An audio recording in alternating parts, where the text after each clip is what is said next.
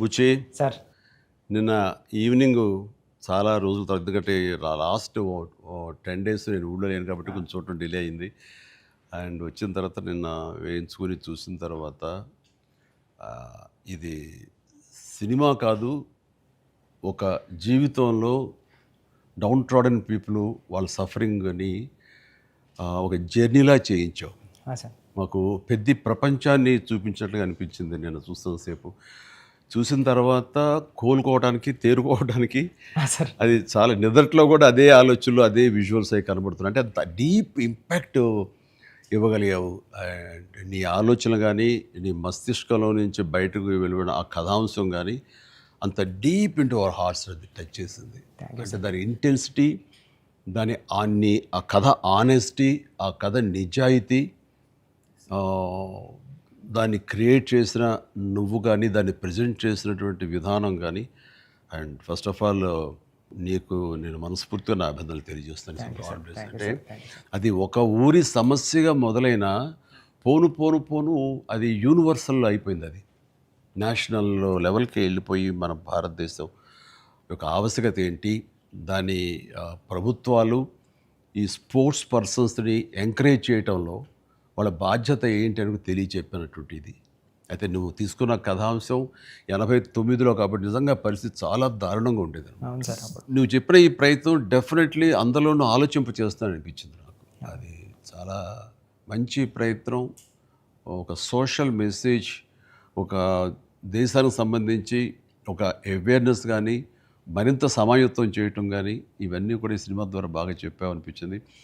And ఈ సినిమాలు ఇంకా నాకు నచ్చిన అంశాలు ఉంటే కనుక చెప్పాల్సి వస్తే నువ్వు, రామ్ చరణ్ అండ్ ఏఆర్ రెహమాన్ గారు, అలాగే లిరిక్స్ అందించినటువంటి అనంత శ్రీరామ్, అట్లాగే ఎడిటర్ నవీన్ నూలి, ఇంకా ఫైట్ మాస్టర్, స్టంట్ కోరియోగ్రాఫర్గా అనుకోవచ్చు మనం. ఈ కుస్తీలు, ఈ రెజ్లింగ్లు, వీటిని మీకు స్పెషల్గా శ్యామ్ కౌశల్ గారు నభాకాంత్ ఎగ్జిక్యూట్ చేసే ఫైట్ మాస్టర్గా ఆయన్ని, అండ్ జానీ మాస్టర్ కోరియోగ్రఫీ, ఇక వీటన్నిటి ఆర్ట్ డైరెక్టర్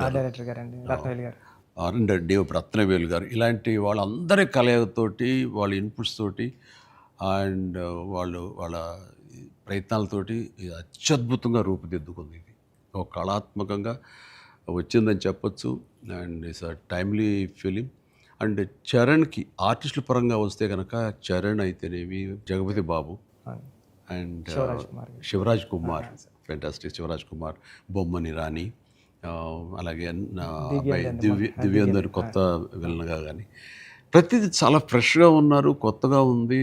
ప్రతి ఆర్టిస్టు చిన్నవాళ్ళు అవని, జూనియర్ ఆర్టిస్టులు అవని, బ్యాక్గ్రౌండ్ ఆర్టిస్టులు అవని, వీళ్ళందరూ కూడా ఒక రియల్గా జరుగుతుంది, ఒక ఇన్సిడెంట్, ఒక సంఘటన జరుగుతుంది, ఒక ఊరి కథ, ఒక మట్టి కథ చెప్తున్నాం అనటానికి ఆ మనుషులు కూడా మట్టి మనుషుల్లాగా రస్టిక్గా అది క్రియేట్ చేయటంలోనూ, దాన్ని తెరకెక్కించడంలోనూ నువ్వు, నీతో పాటు నీ టీం మెంబర్స్ అందరూ, నీ క్రూ కానీ, క్యాస్ట్ కానీ అందరూ చాలా బాగా చేయగలిగారు. ఇవన్నీ చేయటానికి వెనకాల వెన్నెముకలా నిలబడ్డ వ్యక్తి సతీష్ కిలార్ గారు. ఆయన దేనికి నెరవలేదు. ఇదివరకంత గతంలో అన్ని సినిమాలకి ఆయన కొంచెం పరోక్షంగా వెనకుండా నడిపించేవాళ్ళు. ఇప్పుడు తెర ముందుకు వచ్చారు బాహాటంగా ప్రొడ్యూసర్గా. కాబట్టి ఆయన ప్రయత్నం కానీ, ఆయన గుండె ధైర్యం కానీ, దీన్ని నీ మీద పెట్టుకున్న నమ్మకం కానీ, కంటెంట్ మీద ఆయనకు ఉన్నటువంటి విశ్వాసం కానీ, ఇవన్నీ కూడా ఈరోజు సఫలీకృతం అయినాయి. అండ్ అవ్వటానికి మీరు అందరూ ఎంత ప్రయత్నాలు చేసినా సరే తెర మీద కనిపించడానికి రామ్ చరణ్ ఎలా చేస్తాడు అనే దాని మీద ఉంటుంది కదా. మీరు అందరూ బాగా నటించాడండి. నిన్న వాళ్ళ అమ్మ అంటుంది, బాగా నటించాడు అన్నది కరెక్ట్ సర్టిఫికేట్ కాదు రేఖ, కరెక్ట్ మాట కాదు. జీవించాడు అని అనాలి. నాకు పాత్రలో ఒదిగిపోయాడు అని నాకు అనిపిస్తుంది. నేను యాక్టర్ నాకు తెలుసు. అవతల క్యారెక్టరు ఏడుస్తూ మనల్ని ఏడిపిస్తే కనుక అది నటన. వాడు ఏడవకుండా కళ్ళల్లో ఆ భావం పలుకుతూ చూసే ప్రేక్షకులు ఏడిపించాడంటే వాడు జీవించినట్లు. నేను అక్కడ ఒక క్యారెక్టర్ చూస్తాను తప్ప చరణ్ని చూడలేదు. పెద్ది కనపడుతున్నాను అక్కడ. పెద్ది తను ఏడవకుండా తన భావోద్వేగాల్ని కళ్ళ ద్వారా చూపిస్తున్నాడు తప్ప ముఖవళికల ద్వారా, మజిల్స్ ద్వారా చూపించట్లేదు. అది చరణ్ స్పెషాలిటీ. అందుకని మనం ఎక్కువ ఇన్వాల్వ్ అయిపోతారు. ఏం నటించాడు అనొచ్చు, చాలా గొప్ప గొప్ప నటులు ఉండొచ్చు, వాళ్ళ సిస్టమ్ వాళ్ళ విధానాలు చేయొచ్చు. కానీ భావోద్వేగాల్ని లోపల ఫీల్ అవుతావు, ఫీలింగ్ని మునిపంట నొక్కి పట్టి ఎక్స్ప్రెస్ చేస్తూ ఆ కళ్ళ ద్వారా పలికించడం, అది చూసి మనకి అరే నువ్వు ఏడిస్తే బాగుంటుందిరా అనొచ్చు, కానీ మనకి గుండె పిండేస్తుంది. మనం ఏడలేని సిచ్యువేషన్స్, కానీ ఏడిస్తే బాగుంటుంది అనిపిస్తుంది. ఇట్లాగా టోటల్గా అరెస్ట్ చేసేసి తను చూపించిన విధానం, ఎస్పెషల్లీ అప్పల్ సూరి మరణం దగ్గర నుంచి తన మోటివేట్ అయిన ఇది నుంచి ఇంకా సినిమా గ్రిప్పింగ్ వెళ్ళింది, ఇంకా డీవియేషన్ లేదు. అది చాలా చక్కగా పరిపూర్ణంగా సఫలీకృతమైనట్లు. అది అక్కడ తను చాలా బాగా ప్రజెంట్ చేశాడు, పెర్ఫామ్ చేశాడు. ఎక్సలెంట్. వాడు నా బిడ్డ కాబట్టి ఇంకా ఎక్కువగా చెప్పాలని అనిపించిన కొంచెం అడుచుకుంటూ మాటలు వెతుక్కుంటూ పొందిగ్గా మాట్లాడుతాను, కానీ అది నీలాంటి చూశాడు కాబట్టి నువ్వు చెప్పాలి సార్. మీరు మాట్లాడగలదు సార్, ఎందుకంటే సార్ ఇప్పుడు ప్రపంచం అంతా మాట్లాడుతుంది సార్ చరణ్ సార్ పర్ఫార్మెన్స్. పెద్ద అంటే చరణ్ సార్ అంటే పెద్ద. ఎందుకంటే సార్ ఈరోజు అందరూ ముక్త కంఠంతో అనేది ఒకటి సార్. ఏంటంటే ఏం పెర్ఫామ్ చేశారు అందరూ చిరంజీవి అంటున్నారు సార్. చిరంజీవి చిరంజీవి అండి సార్. హాస్పిటల్ సీన్లో చరణ్ సార్ పర్ఫార్మెన్స్ అంటే మీరు అన్నారు చూసారా, అంటే ఆయన ఫేస్లో బాధ ఉంటుందండి, కానీ మనకి ఆడియన్కి మాత్రం గుండె మెలిపెట్టేసినట్టు. నేను చరణ్ గారు అందరూ మనం ఐమాక్స్కి వెళ్ళాం సార్. ఐమాక్స్కి వెళ్తే మొత్తం థియేటర్లో సీట్లో ఉన్న వాళ్ళందరూ బ్యాగ్ తిరిగి ఇలా బెండ్ చేసి నీస్ మీద అన్నా నీకు నేషనల్ అవార్డు అన్నా అని అరిసారండి. ఈ ఇంట్లో చరణ్ గారి పెర్ఫార్మెన్స్కి నేషనల్ అవార్డు వచ్చంటే నాకు అంతకన్నా హ్యాపీ ఉంటుంది సార్. అంతకు మించిన సంతృప్తి ఇచ్చేసాడు. ఒక తండ్రిగా, ఒక నటుడిగా అంటే మళ్ళీ సీన్ కాదు, తోటి నటుడుగా, కాంటెంపరీ నటుడిగా నాకు నిజంగా చరణ్ గర్వకారణం. అండ్ నేను ఎంత తక్కువ మాట్లాడితే అంత మంచిది, ఎందుకంటే ప్రేక్షకులు వాళ్ళే మాట్లాడేసారు నా బిడ్డ గురించి. అంటే ఇక్కడ చిన్నప్పుడు చదువుకున్న ఒక సుమతి శతకంలోని ఒక పద్యం గుర్తుకొస్తుంది. ఇది పుత్రోత్సాహం పుత్రుణ్ణి కన్ననాడు కాదు, పదుగురు దాన్ని గుర్తించి వాళ్ళు మెచ్చుకుంటున్నప్పుడు, వాళ్ళు పొగుడుతున్నప్పుడు అది కదా నిజమైన పుత్రోత్సాహం. అంటే దాని అర్థం తెలిసొచ్చింది, ఇప్పుడు అనుభవపూర్వకంగా తెలిసొచ్చింది. And I'm really proud of my son, Charan. I love him. And then ఇక అదర్ క్యారెక్టర్స్ మీరు కన్సిడర్ చేసింది కానీ అది కానీ అప్పల్ సూరి క్యారెక్టర్ జగపతి బాబు టోటల్గా ట్రాన్స్ఫార్మ్ అయిపోయాడు. జగపతి బాబు అని తెలియకోవడానికి అతని కళ్ళు, ఆ తర్వాత అతని వాయిస్ వింటే కానీ అర్థం కాదు. మీ ఇంటర్వ్యూల ద్వారా నాకు తెలిసిపోయింది కాబట్టి, గెటప్ చూశాను కాబట్టి అయింది, కానీ నిజంగా ఎవరైనా కొంచెం కొత్త వాళ్ళు చూస్తుంటే కనుక అతను గుర్తుపట్టలేనంతగా ట్రాన్స్ఫార్మ్ అయిపోయాడు. మనకి జగపతి బాబు కనపడకుండా మీరు అప్పల సూర్యునే మీరు కనిపించేలా చేయటం అనేది మీ కాన్సెప్ట్, మీ డిజైనింగ్, అది చాలా అద్భుతంగా చేసాడు. తను కూడా చాలా అవును సార్. మీరు అన్నట్టు అవునండి, మీరు అన్నట్టు అప్పల్ సూరి క్యారెక్టరే ట్రిగ్గర్ చేస్తారు సార్ కథకి. ఏ ఎమోషన్ కావాలో అప్పల్ సూరే జెండా పట్టుకొని పెద్ద చేతిలో పెడతాడండి, అక్కడ నుంచి పెద్ద తీసుకుని ట్రావెల్ అవుతాడు సార్. అది కరెక్ట్ సార్. మీరు ఏదైతే చెప్పారో అది అందుకే అలా సార్. అప్పల సూరి క్యారెక్టర్ అన్న డ్రైవ్ చేయబట్టే లాస్ట్లో స్టేషన్ కూడా అప్పల వాళ్ళ అయింది సార్. అది చాలా మంచి ట్రిబ్యూట్. అది అక్కడ కూడా పెద్ద అన్నామని అంటే పెద్ద అనేది ఆ క్యారెక్టర్ గ్రేస్, ఆ క్యారెక్టర్ ఇది చాలా బాగా. తర్వాత శివరాజ్ కుమార్ శివన్న ఆ క్యారెక్టర్ ఒప్పుకొని చేస్తాననటం అనేది ముందు అసలు ఫస్ట్ సక్సెస్ అది అదృష్టం నీకు. అంటే అంత మంచి మనిషి, అంత మంచి యాక్టర్, దాంట్లో ఒదిగిపోయి చేశాడు. చరణ్ని అదవాయించాలి, గదవాయించాలి, తిట్టాలన్నా సరే అంత స్టేజ్ ఉన్న వ్యక్తి.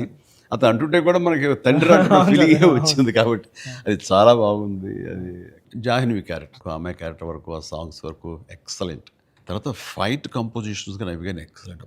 ముఖ్యంగా క్రికెట్ అనేది మనం గిమిక్గా చేయొచ్చు, అయిపోతుంది, కానీ కుస్తీ రెజ్లింగ్ అనేసరికి ఏమవుతుందంటే బాడీ ట్రాన్స్ఫర్మేషన్ కానీ దానికి తగినట్టుగా మనిషి మారిపోవటాన్ని అన్ని రకాల చేసిన ప్రయత్నాలు కానీ అది ఓవర్ నైట్ కాదు. అది చరణ్ ఇంట్లో ఎలా కష్టపడేవాడు, ప్రతిరోజు నేను విట్నెస్ చేసేవాడిని. నైట్ ఎర్లీ మార్నింగ్ లేచి 5 లేచి వాడు 6 to 7 చేసి 9 o'clock మీ సెట్కి వచ్చిన తర్వాత మళ్ళీ నైట్ నువ్వు 9 వదులుతావా 8 వదులుతావా వచ్చి నీరసంగా వచ్చి కూర్చుని పోయి మళ్ళీ కాస్త సూప్ ఏదో తాగి మళ్ళీ జిమ్కి వెళ్ళిపోయేవాడు. చాలా కష్టం. పైగా అంతా ఆ 70 days వెజిటేరియన్ మీదే ఉన్నాడు. ఉండి ప్రోటీన్ కోసం ఎంత ఇదంటే హై ప్రోటీన్ కావాలి, నాన్ వెజిటేరియన్ తినకూడదు. దానికోసం ఎలా కష్టపడ్డాడు, ట్రెడ్మిల్ జిమ్లో ఎలా ఇదయ్యాడు. అనేది చూస్తుంటే అబ్బా ఇంత అవసరమా, ఇంత కష్టపడాలా, మనం చేసాం కష్టమైన క్యారెక్టర్లు, రిస్కులు చేసాం, కానీ ఇంత చేస్తున్నాడు ఏంటి, దీని ప్రతిఫలం ఎలా ఉంటుంది అంటూ వాళ్ళ అమ్మ అయితే భగవంతుని దండం పెట్టుకుంటూ కోరుకుంటూ ఇంత కష్టమైన ప్రతిఫలం రావాలని. ఎందుకంటే అంత కష్టపడి జనం ఆమోదం పొందకపోతే మొత్తం అంతా ఇదైపోతుంది, వ్యర్థమైపోతుంది. ఇంకా కష్టపడితే ఇంతైనా ప్రతిఫలం అనే ఒక డిసప్పాయింట్మెంట్ వస్తుంది. కానీ ఇప్పుడు ఏంటంటే ఎంత కష్టపడితే అంత ఎప్రిసియేషన్ వస్తుంది అనేది ఈ పెద్ద క్యారెక్టర్ తన కష్టపడినందుకు, జనాలు దీన్ని యాక్సెప్ట్ చేసి వెల్కమ్ చేస్తున్నందుకు, నీరాజనలు పలుకుతున్నందుకు హ్యాట్స్ ఆఫ్.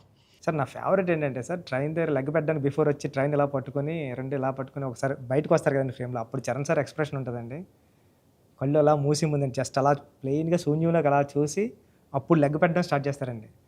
అప్పుడు అందరూ క్లాప్స్ అక్కడే కొట్టేస్తాను సార్. అంటే అలాంటి అంటే చరణ్ సార్ అంత ఇన్వాల్వ్ అయిపోయారు సార్. అంటే ఈ కథ చెప్పడానికి కూడా మేము కారణం జనరేషన్ని ఇన్స్పైర్ చేద్దామనండి. అంటే మేము ఇప్పుడు స్కూల్స్కి వెళ్తాం కదా సార్, అప్పుడు స్కూల్స్కి వెళ్తే స్కూల్ అంటే క్లాస్ రూమ్ బ్లాక్ బోర్డేనా, వాని వెనకాల ఒక ప్లే గ్రౌండ్ కూడా ఉంటుంది దాని వెనకాల అని చెప్పడానికి ట్రై చేస్తాం సార్ ఇద్దరు.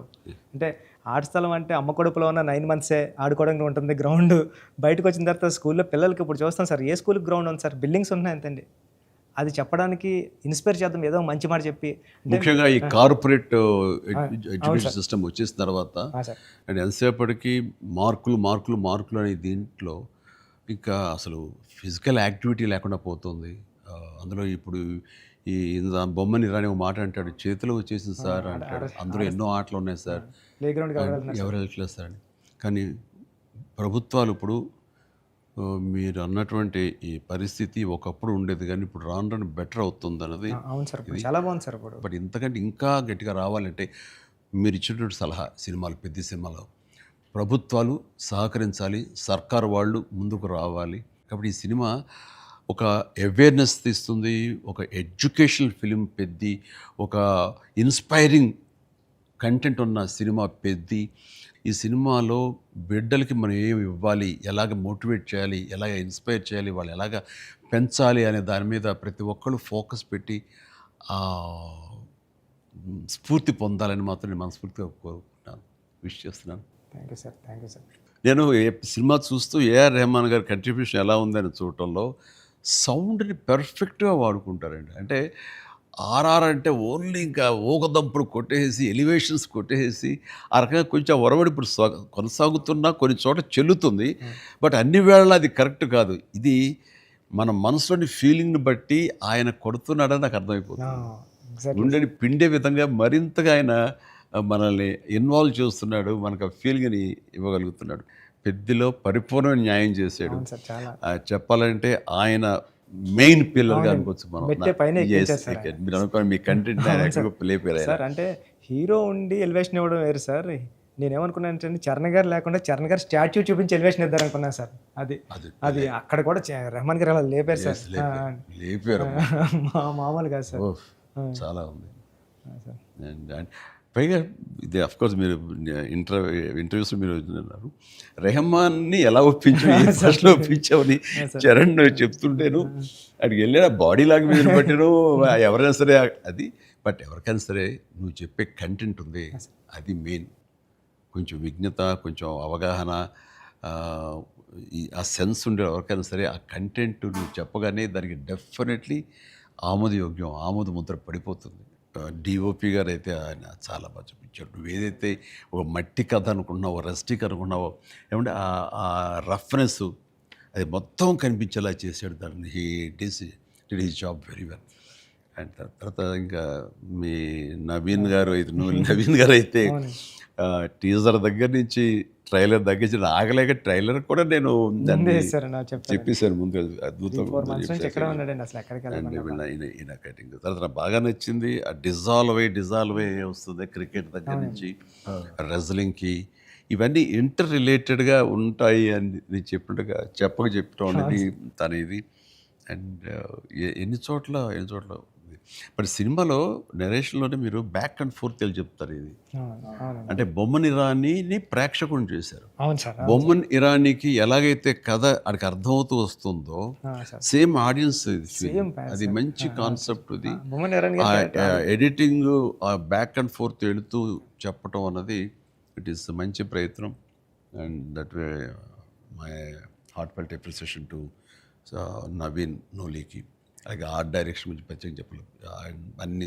అన్నీ కూడా పెర్ఫెక్ట్గా ఆ హార్మోనీ ఉంది. ఒకటి ప్రత్యేకంగా అయ్యి ఏంటిది అనట్లేదు, అన్నీ కథలో ఇమిడిపోయే విధంగానే ఉన్నాయి. ఎగ్జాక్ట్లీ.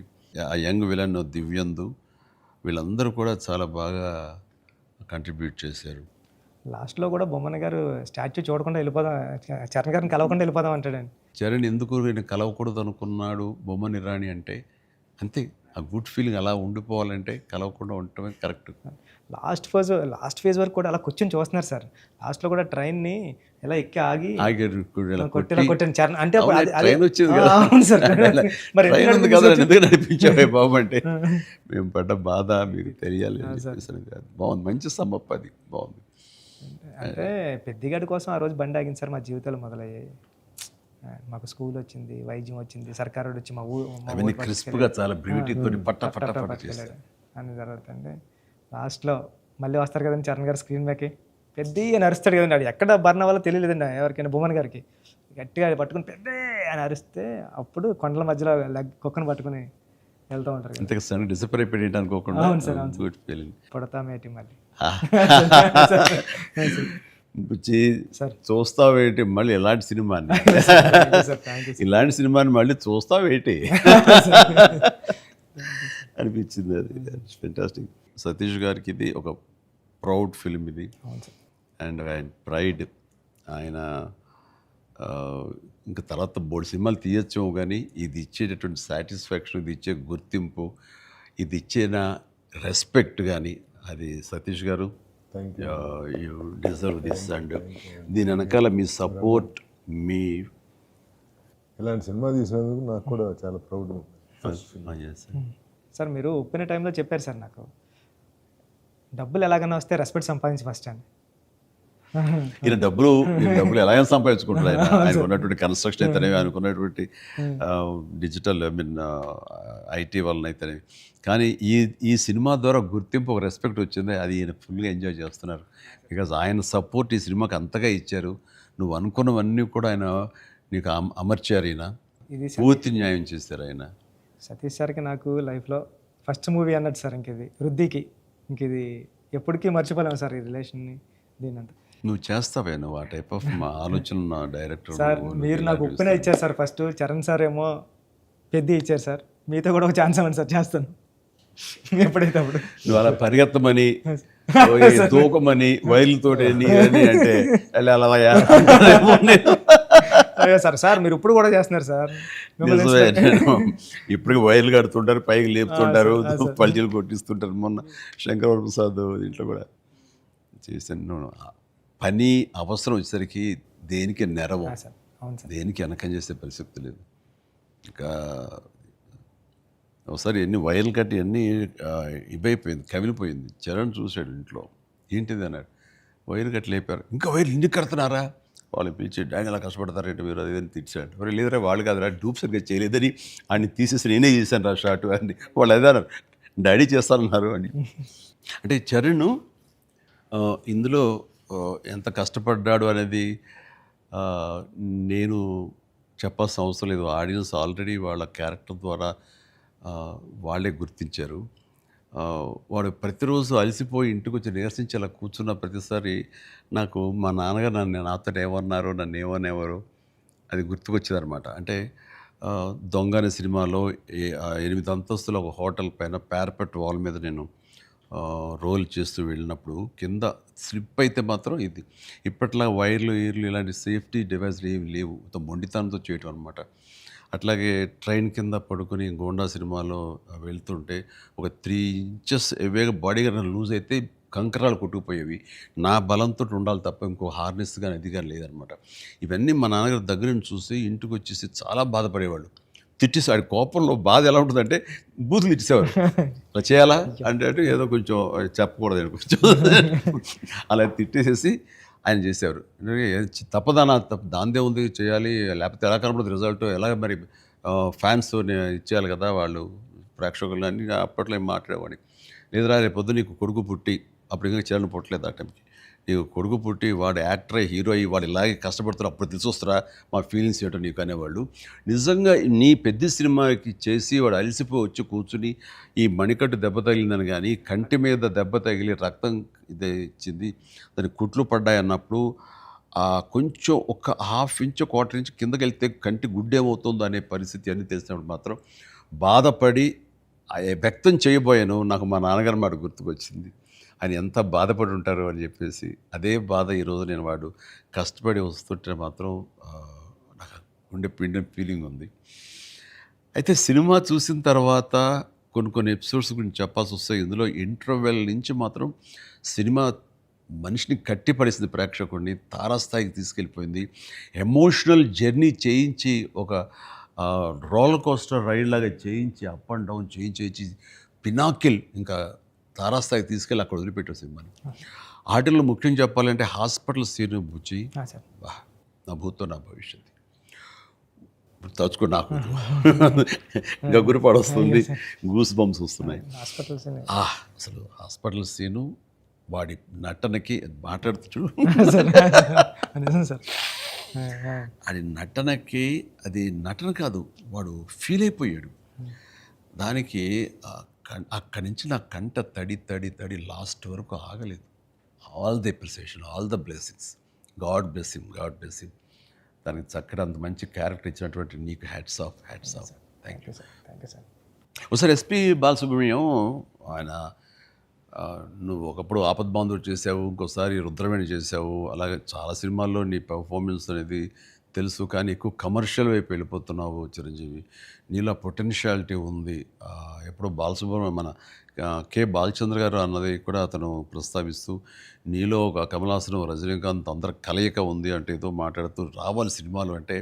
అలాంటి కంటెంట్ తోటి మన వాళ్ళు వస్తే కనుక ఎందుకు చేయను, చేసే కెపాసిటీ ఉంది, చేయగలను నమ్మకం నాకు ఉంది, రావాలి అంటే నువ్వు చేయలేనిది చూడండి ఏమి లేదు అని అన్నప్పుడు నాకు అవకాశాలు రాని టైంలో హిందీలో ఒక డంగల్, ఒక చెక్దే వచ్చినప్పుడు వాళ్ళ పెర్ఫార్మెన్స్ అది చూసినప్పుడు ఇలాంటి కదా నాకు కావాలని కోరుకున్నాను. కానీ అలాంటి కంటెంట్ తోటి డైరెక్ట్లో వస్తేనే కదా మనకు ఏదైనా ఛాన్స్ అవకాశం ఉండేది.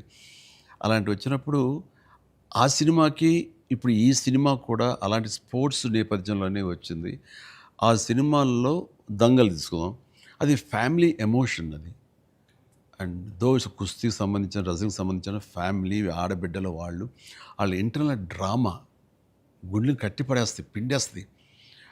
అండ్ నీ సినిమా ఈ పెద్ద వచ్చేసరికి రస్టిక్ స్పోర్ట్స్ డ్రామా అండ్ అవేర్నెస్ని మోటివేట్ చేస్తూ ఒక రకమైన ఎడ్యుకేటివ్ ఫిలిం ఇది. ప్రతి ఒక్కరికి, ప్రభుత్వాలకి అయితేనేవి, చిన్నపిల్లలకి, తల్లిదండ్రులకి, ప్రేక్షకులకి అందరికీ ఒక అవేర్నెస్ ఆలోచింపచేసే సినిమా ఇది. అందుకని అవి క్లాసిక్ స్పోర్ట్స్ డ్రామాలైనా ఇది రస్టిక్ ఒక గ్రామీణ నేపథ్యంలో ఉండేటటువంటి మట్టి కథ, మట్టి గేమ్స్, మట్టి మనుషుల కథ ఇది. అందుకనే దీనికి ఎక్కువ లాంజివిటీ ఉంటుంది, దీనికి ఎక్కువ ఆదరణ ఉంటుందని నా భావన. అండ్ దట్ వే ఇలాంటి కథ చరణ్ రావటం అనేది నేను మిస్ అయింది, చరణ్ పొందాడు. కాబట్టి ఆ అవకాశం వచ్చింది కాబట్టి కొంతమంది చిరంజీవిని మించిన వాడు చరణ్ అంటున్నారు, ఒప్పుకుంటున్నారు మనస్ఫూర్తిగా. కానీ ఒక తండ్రిగా గర్వంగా ఉంది, ఒక నటుడిగా కొంచెం కష్టంగా ఒప్పుకోవాల్సి వస్తుంది. చాలా బాగా చేసేవారు చరణ్, లవ్ యూ. గ్రామీణ వాతావరణం ఈ నేపథ్యంలో కథల్లో అఫ్కోర్స్ మీ గురువు గారు సుకుమార్ పెట్టింది పేరు. సుకుమార్ సినిమా రంగస్థలం కానీ ఇప్పుడు ఈ సినిమా ఇది చూసినప్పుడు నాకు అఫ్కోర్స్ నిన్న మొన్న చనిపోయారు, దివంగతులయ్యారు భారతిరాజా గారు. కొద్ది రోజుల క్రితం నేను భారతిరాజా గారు కూడా ఈ బుచ్చి సుకుమార్ లాగానే ఆలోచిస్తారు. ఆయన 16 వైద్యుల దగ్గర నుంచి మొదలు మర్యాద కానీ ఇలాంటి సినిమాలన్నీ, నా ఆరాధన సినిమా ఇవన్నీ కూడా చూస్తాను. నేను డిస్కస్ చేసుకుంటున్నాను.